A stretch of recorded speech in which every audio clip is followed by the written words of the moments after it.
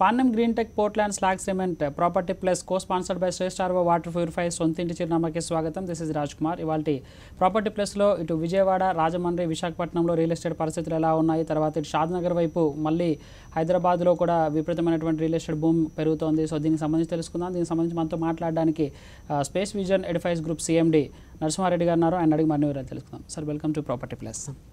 Sir, ఈ మధ్యకాలంలో చూసుకున్నట్లయితే కొత్త రాజధానికి సంబంధించి ఒక్కసారిగా అటు కొత్త రాజధానిలో నవ్య ఆంధ్రప్రదేశ్ విపరీతంగా పెరిగినటువంటి పరిస్థితి ఉంది. సో రైట్ నౌ ఆ భూమి అనేది మళ్ళీ తగ్గిపోయినట్టుగా కనబడుతుంది. ఒక్కసారి నిప్పు మీద వాటర్ పడ్డట్టు ఉన్నది అని చెప్తున్నారు. సో ఎట్లా ఉంది సార్ అక్కడ పరిస్థితి? గత సంవత్సరం నుంచి కూడా ఎప్పుడైతే మన రెండు రాష్ట్రాలు డివైడ్ అయినాయో, క్యాపిటల్ అక్కడ ఇక్కడ అని చెప్పి కొన్నాళ్ళకి ఎలక్షన్స్ ముందు వచ్చేసరికి ప్రకాశం జిల్లా దొనకొండ అని చెప్పి అక్కడ కొన్నాళ్ళు నెల 2 నెలల స్పెక్యులేషన్స్ తోటి రేట్లు పెరిగినాయి.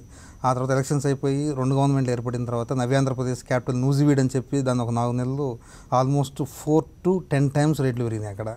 దాంతో ఎట్టకేలకు ఒక 4 months తర్వాత మనం తుళ్ళూరుని అనౌన్స్ చేయడం జరిగింది. దాంతో నూజివీడ్ ఏరియాలో కంప్లీట్ స్తబ్దత నెలకొంది విజయవాడ దగ్గర. అదొకటి. ఇప్పుడు గుంటూరు దగ్గరకు వచ్చేసరికి గుంటూరు, మంగళగిరి, తుళ్ళూరు, అమరావతి, ఇటు విజయవాడ రాంపురం ఏరియాలో ప్రస్తుతం రియల్ ఎస్టేట్ అయితే ఉంది. అయితే మాస్టర్ ప్లాన్ కూడా ఈ మధ్య రిలీజ్ అయింది, ఇంకా కంప్లీట్ రిలీజ్ అయ్యారు. సిఆర్డీ అని విజిటిఎం అని రద్దు చేసి సిఆర్డీ అని పెట్టున్నారు. దాంట్లో ఎక్కడెక్కడ ఏ ఏరియా ఏ జోన్ వస్తుంది అనేది అర్థం కాకుండా ఉంది. అందువల్ల కొంత స్తబ్దత నెలకొంది. ప్రస్తుతం భూమి అయితే విజయవాడ, అమరావతి, తుళ్ళూరు సరౌండింగ్లో నడుస్తూ ఉంది. సో ధరలు ఎట్లా ఉన్నాయి సార్? ఒక మినిమం 10,000 రూపాయలు పెడితే కానీ గజం దొరికినటువంటి పరిస్థితి ఉంది. అంటే లే ప్లేస్లో ఉన్నటువంటి ప్లేసెస్ కూడా. సో ఇప్పుడు ఎట్లా ఉన్నాయి? ధరలు ఏమైనా పెరిగాయా, తగ్గాయా? అసలు అవైలబిలిటీ ఆఫ్ ల్యాండ్ ఉందా? అంటే ఒకటి ఇక్కడ ఏమైందంటే దాదాపు 32,000 ఎకరాలు గవర్నమెంట్ రైతుల నుంచి ఎక్వైర్ చేసింది తుళ్ళూరు ఏరియాలో, తుళ్ళూరు, అమరావతి, తాడికొండ మండలాల్లో. అటు 55 మొత్తం టోటల్ 55,000 ఎకరాలు గవర్నమెంట్ కింద ఉంది. దాని సరౌండింగ్ రిమైనింగ్ మండలాలు వచ్చేసరికి మంగళగిరిలో ఎప్పుడో ఆకాశాన్ని అంటున్నాయి రేట్లు. ఇది మన క్యాపిటల్ రాకముందు అక్కడ 2-3 crores పర్ ఎకర్ ఉండేది. ఈరోజు 10 to 15 crores ఉంది మంగళగిరి ఏరియాలో. ఇటు వచ్చేసరికి ఇంకా మనకి అవైలబిలిటీ ల్యాండ్ ఉంది. ఇటు మన విజయవాడ హైవేలో, విజయవాడ టు హైదరాబాద్ హైవేలో కొంత రామర్పాడు జంక్షన్లో కొంత ఉంది. అంటే క్యాపిటల్ దగ్గరకు వచ్చే రీజియన్స్. అటు వచ్చేసరికి గుంటూరు, అమరావతి రోడ్ కొంత ఉంది. ఏదైతే ల్యాండ్ ఎక్వైర్ చేయకుండా ఉందో ఆ ఏరియాలో ఉంది. ఎక్కడ కూడా 10,000 రూపీస్ తక్కువ అనేది ల్యాండ్ ఎక్కడ లేదు, సామాన్యులకు అందుబాటులో లేదు. పోతే ఇప్పుడు నూజివీడ్ ఏరియా వచ్చేసరికి కొంచెం స్తబ్దత నెలకొంది. నూజివీడ్ నుంచి ఏలూరు వరకు ఒక టైంలో 3-4 months క్యాపిటల్ అక్కడ అన్నట్టుగా మంచి ఆకాశాన్ని అంటింది. అట్లా 4 to 10 times పెరగడం జరిగింది. అక్కడ ప్రజెంట్ స్తబ్దత నెలకొని ఉంది. అది ఇంకోటి ఏమైందంటే సిఆర్డీఏ రావడం, కొత్త పర్మిషన్స్ ఇవ్వట్లేదు. ఇంకోటి కూడా జనాలు కూడా అనాథరైజ్డ్ లేఅవుట్లో కొనడం వల్ల నష్టపోతారు. ఎందుకంటే రేపు సిఆర్డీఏ కంప్లీట్ మాస్టర్ ప్లాన్ వచ్చిన తర్వాత నాకు తెలిసి కొంత ప్రాంతం గ్రీన్ బెల్ట్ కింద ఉంటుంది. ఇప్పుడు అక్కడ కొంటే లాసిపోతారు. అందువల్ల వితౌట్ అప్రూవ్స్ ఎక్కడ కూడా పంచాయతీ లేఅవుట్లు కానీ అనాథరైజ్డ్ లేఅవుట్లో కొంటే ఫ్యూచర్లో లాసిపోవాల్సి వస్తుంది. అవి ఫ్యూచర్ రెసిడెన్షియల్ కింద పనికి రాకపోవచ్చు.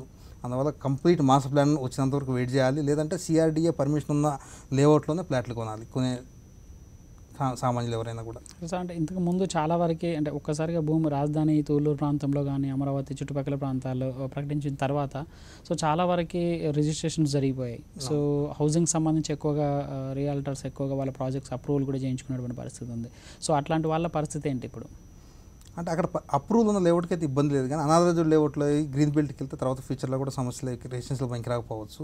అందువల్ల కొంత స్తబ్దత, ఈ అప్రూవల్స్, ఈ గందరగోళం వల్ల కూడా గత 3-4 నెలల నుంచి విజయవాడ, గుంటూరులో కొంత రియల్ ఎస్టేట్ స్తబ్దతగా ఉంది.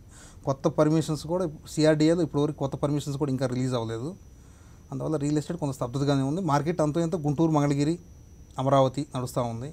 ఈ కన్స్ట్రక్షన్కి వచ్చేసరికి కొంత Guntur to Amaravati ring road సరౌండింగ్లో కొన్ని కన్స్ట్రక్షన్ కాస్త కొంచెం నడుస్తూ ఉంది.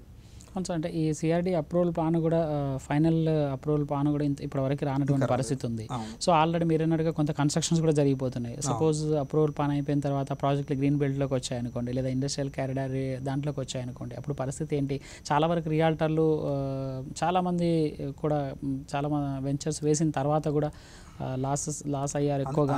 అందువల్ల కొనే కస్టమర్ ప్రతి ఒక్కరు కూడా కంపల్సరీ గమనించాలంటే కంపల్సరీ సిడిఏ ఇంతకుముందు విజిట్ ఏమి ఉండేది, అది ఇప్పుడు రద్దు చేసి దీన్ని ఇప్పుడు సిఆర్డీఏ చేసినారు. సిఆర్డీఏ పరిధిలో సిఆర్డీ అప్రూవల్ లేకుండా కొనకూడదు. ఇప్పుడైతే కన్స్ట్రక్షన్ అవుతుందంతా కూడా గుంటూరు జిహెచ్ఎంసీ పరిధిలో అవుతుంది. గుంటూరు కార్పొరేషన్ పరిధిలో కొంత కన్స్ట్రక్షన్, ఏది మన గుంటూరు బైపాస్ రోడ్ నుంచి అమరావతి రింగ్ రోడ్ ఉంది, ఆ సరౌండింగ్లో కన్స్ట్రక్షన్ అవుతుంది. విత్ గవర్నమెంట్ పర్మిషన్తో ఉన్న ప్రాజెక్టులో ఇన్వెస్ట్ చేయవచ్చు. అయితే పాత అనాథరైజ్డ్ లేఅవుట్లో కొనడం వల్ల లాస్ ఏమవుతుందంటే తర్వాత దాన్ని గ్రీన్ బెల్ట్ కింద అనౌన్స్ చేస్తే కంప్లీట్ లాస్ పోవచ్చు. ఇప్పుడు మన హైదరాబాద్లో త్రిభువనంలో ఉన్నట్టు ఉంటుంది ఓకే. గ్రీన్బెల్ట్లో కొనడం వల్ల. ఇంకోటి కూడా ఏంటంటే గవర్నమెంట్ ఏదైతే ల్యాండ్ ఎక్వైర్ చేసిందో దాంట్లోనే గవర్నమెంట్ హౌసింగ్ ప్లాన్ చేస్తుంది. కాబట్టి సరౌండింగ్ ఏరియా ఏదైతే ల్యాండ్ ఎక్వైరేషన్లో లేదో మిగతా ప్రాంతాన్ని కూడా మేజర్ పార్ట్ 90% గ్రీన్ బెల్ట్ కింద అనౌన్స్ చేయబోతూ ఉన్నారు. అందువల్ల కొంచెం కొనేవాళ్ళు జాగ్రత్తగా కొనాలి. ఇంకా హైదరాబాద్కి వద్దాం. సో ఈ గచ్చిబౌలి ప్రాంతం కానీ లేకుంటే శంషాబాద్, షాద్నగర్ ఆ ఏరియాలో చూసుకున్నట్లయితే ఒకప్పటి రియల్ ఎస్టేట్ పరిస్థితులు ఉన్నాయా అంటే కొన్ని గచ్చిబౌలి ప్రాంతంలో కొంత ఆదిబట్ల వైపు కానీ కొంత ఈ మధ్య కాలంలోనే బైఫర్కేషన్ అయిన తర్వాత 1 yearలో కొంత తగ్గినటువంటి పరిస్థితి ఉంది. సో కొత్త రాజధాని వచ్చిన తర్వాత అటువైపు వెళ్తున్నారు అని చెప్పారు. సో రైట్ నా ఇప్పుడు ఉన్నటువంటి పరిస్థితి ఎట్లా ఉంది? హైదరాబాద్లో తగ్గడం అంటూ లేదండి. హైదరాబాద్ అనేది ఇది క్యాపిటల్ సిటీ నాటే స్వాతంత్రం వచ్చిన తర్వాత 40-50 సంవత్సరాలకు క్యాపిటల్ కాదు. ఇది 400 years నుంచి హైదరాబాద్ క్యాపిటల్. హైదరాబాద్ ఒక different city, typical city, different mini India ఇది. ఎందుకంటే ఇది నార్త్ సౌత్ అంత కల్చర్ ఉంది. ఇక్కడ వాతావరణం డిఫరెంట్. ఇది ఒక అంతర్జాతీయ నగరంగా ఎదగడానికి అన్ని రకాల స్కోప్స్, అన్ని అవకాశాలు, అన్నీ ఉన్న సిటీ. ఆల్రెడీ మనకి ఇంటర్నేషనల్ ఎయిర్పోర్ట్ ఉంది. వరల్డ్ క్లాస్ ఇన్ఫ్రాస్ట్రక్చర్ ఉంది హైదరాబాద్లో. ఆల్రెడీ ఈ 1 year నుంచి మొన్న ఇక్కడ కొత్త రాష్ట్రం వచ్చి తీసుకున్న ఇండస్ట్రీ పాలసీ కూడా చాలా అనుకూలంగా రావడంతో మనకు కొత్త కంపెనీలు చాలా వచ్చినాయి ఈ మధ్యకాలంలో. అమెజాన్ ఒకటి వచ్చింది, కొత్తూరులో Amazon company, PNG, Nestle. Already ఇంకోటి ఇప్పుడు మనకు హైదరాబాదు 2005లో హైదరాబాద్ సాఫ్ట్వేర్ భూమి రావడం కారణం మైక్రోసాఫ్ట్ రావడం వల్ల కొన్ని వందల కంపెనీలు హైదరాబాద్ క్యూ కట్టినాయి. అదే ప్రాసెస్లో ఈ సంవత్సరం హైదరాబాద్ సబ్స్టిట్యూషన్ ఏంటంటే గూగుల్ రావడం వల్ల గూగుల్ బేస్ చేసుకొని మీకు 150 నుంచి 200 సాఫ్ట్వేర్ కంపెనీలు బేస్ హైదరాబాద్ వస్తాయి. మళ్ళీ మనం 2005-06లో ఏదైతే భూమి చూసినా హైదరాబాద్ మళ్ళీ ఇంకోసారి భూమి చూడటానికి అన్ని రకాల స్కోప్ కనిపిస్తూ ఉంది. ఇప్పుడు మీరు ఇది ఆదిబట్లో టీసీఎస్ పెద్ద క్యాంపస్ వచ్చింది. ఆల్మోస్ట్ 12 కంపెనీలు ఆల్రెడీ ఎస్టాబ్లిష్ అయ్యి ఉన్నాయి. టాటా ఏరోస్పేస్ పెద్ద ఇంటర్నేషనల్ కంపెనీలు వచ్చున్నాయి. మీకు ఆదిబట్ల బేస్ చేసుకొని అటు నుంచి ఇటు శ్రీశైలం రోడ్లో వచ్చేసరికి దాదాపు 11,000 ఎకరాల్లో ముచ్చర్లలో ఫార్మసిటీ వస్తుంది.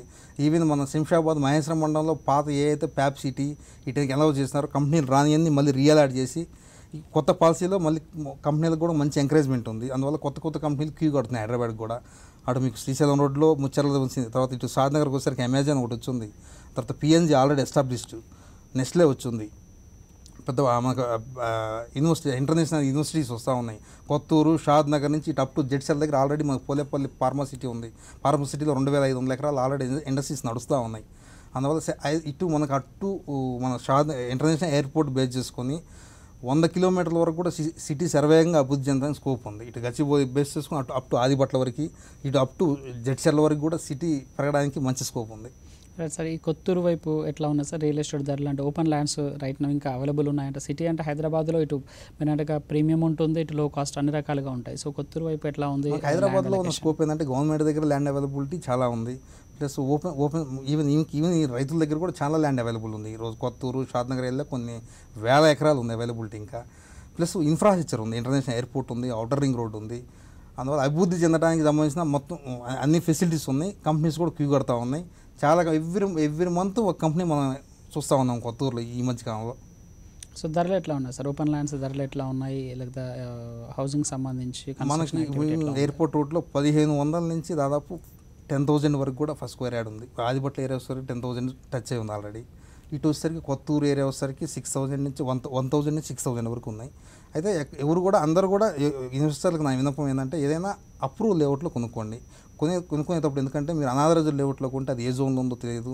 ఈవెన్ ఎల్ఆర్ఎస్ కట్టుకోవచ్చు అనుకుంటూ ఉన్నారు, కానీ అది ఇండస్ట్రియల్ జోన్లోనో లేకపోతే ఇంకో త్రిభువనంలోనో లేకపోతే బయో కన్జర్వేషన్లో ఉందనుకోండి. కానీ పంచాయతీ లేఅవుట్లో కొన్నా కూడా మీకు కనీసం ఎల్ఆర్ఎస్ కూడా అవ్వదు.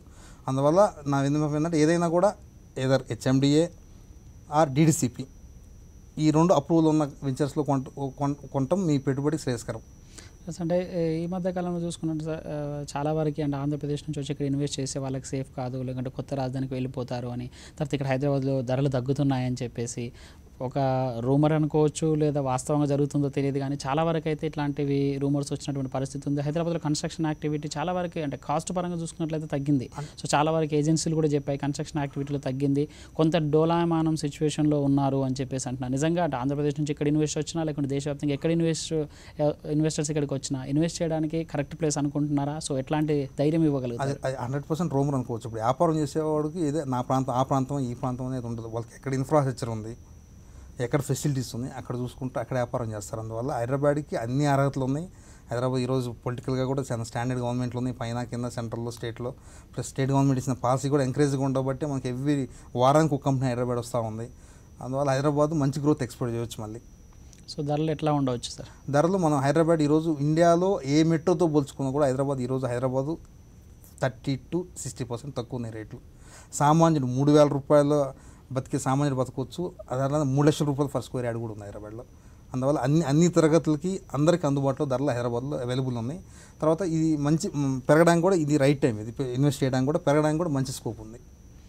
కన్స్ట్రక్షన్ యాక్టివిటీ అంటే ఓపెన్ ల్యాండ్ కన్స్ట్రక్షన్ కూడా 1 ఇయర్ నుంచి కన్స్ట్రక్షన్ కూడా అంటే రేట్లు పెరగకపోవచ్చేమో అబ్నార్మల్గా, బట్ కన్స్ట్రక్షన్ యాక్టివిటీస్ బాగా మూవ్ అయితే అవుతున్నాయి, బాగా ప్రాజెక్టులన్నీ మూవ్ అవుతున్నాయి. కొత్త ప్రాజెక్టులు కూడా ఈ మధ్య ఎవ్రీ మంత్ ఒక ప్రాజెక్ట్ అనౌన్స్ అవుతుంది.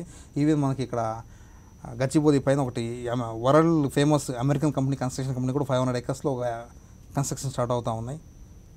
అంటే పర్మిషన్స్కి సంబంధించి పర్మిషన్స్ మాకు 3-4 months నుంచి కొంచెం ఉడాలో అంత సర్దుబాటు చేస్తే కొంచెం కొత్త పర్మిషన్స్ పోవడం వల్ల కొంచెం స్తబ్దత నెలకొంది హెచ్ఎండిఏలో. అదే నెక్స్ట్ August 15 నుంచి ఆన్లైన్ చేసి ఎవ్రీ 15 days ఒకసారి అప్రూవల్ ఇచ్చేస్తామని చెప్తా ఉన్నారు. ఇవన్నీ కొంచెం సంస్కరణలు వస్తే మళ్ళీ హైదరాబాద్ స్పీడ్ అందుకుంటుంది. సార్ ఇంకొకటి అంటే రియాల్టర్లకు ఒక మంచి గుడ్ న్యూస్ చెప్పింది తెలంగాణ గవర్నమెంట్ వచ్చేసి, చాలా వరకు పన్నులు ఏదైతే ఉన్నాయో వాటిని కొంత మాఫీ చేయడం కానీ, తర్వాత ఇన్ఫ్రాస్ట్రక్చర్కి సంబంధించి మంచి ప్రాజెక్ట్స్ అయితే గవర్నమెంట్ అప్రూవ్డ్ కరెక్ట్గా ఉంటే వాటర్ ఫెసిలిటీ కానీ లేదంటే పవర్కి సంబంధించి కానీ సో వితిన్ 15 daysలోనే పర్మిషన్ ఇస్తాము, వేరే ఎక్కడికి వెళ్ళాల్సిన అవసరం లేదు, ఎయిర్పోర్ట్ జోన్లకు సంబంధించి ఎట్లా చూడండి పర్మిషన్లకు సంబంధించి రియాల్టర్లు ఎట్లా స్వీకరిస్తున్నారు? అదే మనం చెప్పడం ఏంటంటే నెక్స్ట్ August 15 నుంచి అప్రూవ్స్ కూడా కంప్లీట్ మన హెచ్ఎండి ఆఫీస్కి వెళ్ళకుండానే మన ఆఫీస్లో కూర్చొని మొత్తం ఆన్లైన్లో అప్లోడ్ చేస్తే మీకు 15 daysలో పర్మిషన్ ఇస్తామంటున్నాం. అది వెల్ అండ్ గుడ్, వెల్కమ్, మంచి ప్రాసెస్. ఎందుకంటే ఇంతకుముందు మనం నెలలు సంవత్సరాలు బట్టే అప్రూవల్ కోసం, దానివల్ల కొంత టైం వేస్ట్ అయ్యేది, ఇన్వెస్ట్మెంట్ అంతా బ్లాక్ అయి ఉండేది. 15 daysలో వచ్చి పాలసీ ఎన్ని ఇంప్లిమెంట్ అయితే రియల్ ఎస్టేట్కి మంచి అవకాశం. సార్ ఫైనల్గా చెప్పండి, హైదరాబాద్లో అదర్ దాన్ మీరు చెప్పిన ప్లేసెస్ కాకుండా ఇంకెక్కడ ఇన్వెస్ట్ చేస్తే ఇన్వెస్టర్స్కి బాగుంటుంది అనుకుంటున్నారు? ఎటువైపు గ్రోత్ అనేది మరోసారి పోయేటువంటి అవకాశం ఉంది? చాలా వరకు కంపెనీలు అనేవి ఇంతకుముందు ఒక గచ్చిబౌలి ఇటువైపు స్టిక్ అయిపోయి ఉండేది. సో ఇప్పుడు ఏంటంటే ఇటు యాదగిరిగుట్ట వైపు కానీ కరీంనగర్ హైవే వైపు కానీ సో బోత్ సైడ్ అన్ని సిటీకి చుట్టుపక్కల ప్రాంతంలో అన్ని ప్లేసులలో ఇండస్ట్రియలైజేషన్ని ప్రోత్సహిస్తుంది తెలంగాణ గవర్నమెంట్. ఎట్లా ఉండబోతుంది? ఇటు గట్కేసే వరకు పోచారం కొంత ఐటీ డెవలప్ అవుతుంది. ఆ తర్వాత ఐటీ వచ్చేసరికి ఇటు ఆదిబట్లను బాగా ఫోకస్ చేస్తున్నారు. ఆదిబట్ల బేస్ చేసుకుని ఆదిబట్ల తర్వాత విజయవాడ మన శ్రీశైలం రోడ్కి వచ్చేసరికి ఫార్మా సిటీ వస్తుంది. ఫార్మాలో కొన్ని లక్షల ఉద్యోగాలు జనరేట్ అవుతాయి. తర్వాత ప్యాప్ సిటీలో ఆల్రెడీ కనెక్ట్ కొన్ని ఇంటర్నేషనల్ కంపెనీలు వచ్చున్నాయి, ఆల్రెడీ మళ్ళీ అలాట్ చేస్తూ ఉన్నారు. ఇటు నుంచి ఇటు వచ్చేసరికి సాద్నగర్, కొత్తూరు వచ్చేసరికి already PNG, Nestle, PNG, Amazon establish అయ్యి ఉన్నాయి ఆల్రెడీ. తర్వాత ఆల్మోస్ట్ ఇంకో ఫార్మాసిటీ కంపెనీ ఒకటి 1,500 ఎకరాల ఫార్మాసిటీ కంపెనీ ఒకటి వస్తుంది. ఆ తర్వాత ఈవెన్ మన తిమ్మాపూర్ దగ్గర హైదరాబాద్ సంబంధించిన ఒక పెద్ద రియల్ ఎస్టేట్ సంస్థ 2,000 ఎకరాల్లో మెగా టౌన్షిప్ క్రియేట్ చేయబోతున్నారు. ఈవెన్ జిఎంఆర్ కూడా 7,500 కోట్లు కొత్తగా దాంట్లో మల్టీప్లెక్స్ అందువల్ల ఇటు మీకు అప్ టు జడ్చర్లాగా షాద్నగర్ రూట్లో ఇండస్ట్రియల్ పరంగా చాలా ఫాస్ట్ గ్రోత్ ఉంటుంది. రాబోయే ఒక సంవత్సరంలో మనం మంచి ఎక్స్పెక్టేషన్. ఈవెన్ గచ్చిబౌలి ఏరియా ఎట్లా ఉందో సేమ్ మనం అప్ టు షాద్నగర్, కొత్తూరు, జడ్చర్ల వరకు మంచి గ్రోత్ రావడానికి స్కోప్ ఉంది. Thank you sir. మా ప్రాపర్టీ ప్లేస్లోకి వచ్చేసి ఇటు ఆంధ్రప్రదేశ్లో కావచ్చు, తర్వాత ఇటు హైదరాబాద్ చుట్టుపక్కల ప్రాంతాల రిలేటెడ్ పరిస్థితుల గురించి తెలియజేసినందుకు. సో ఇల్లు కొనుక్కోవాలనుకునే వారికి మాత్రం ఆంధ్రప్రదేశ్లో ఇప్పుడు ఆచితూచి అడిగేయాల్సినటువంటి పరిస్థితి ఉంది. సో లేఅవుట్స్ పర్మిషన్లు పూర్తి స్థాయి జాగ్రత్తలు తీసుకొని కొనాల్సినటువంటి అవసరం ఉందని చెప్పి నరసింహారెడ్డి గారు చెప్తున్నారు. ప్రాపర్టీ ప్లేస్లో షార్ట్ బ్రేక్ తీసుకుందాం. బ్రేక్ తర్వాత వాస్తు సెగ్మెంట్ చూద్దాం.